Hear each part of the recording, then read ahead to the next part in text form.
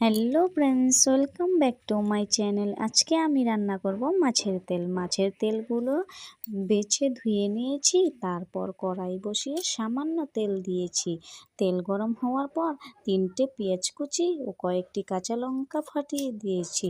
তারপর নাড়াচাড়া দিয়ে হলুদ গুঁড়ো, স্বাদ মতো লবণ দিয়ে নাড়িয়ে চাড়িয়ে তারপর হালকা ভাজা হয়ে গেলে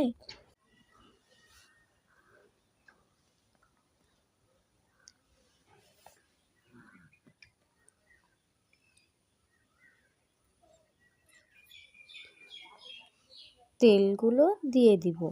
তারপর হালকা নাড়িয়ে চাড়িয়ে ঢাকা দিয়ে দিব। কিছুক্ষণ পর ঢাকনা খুলে আবারও নাড়িয়ে চাড়িয়ে নিব।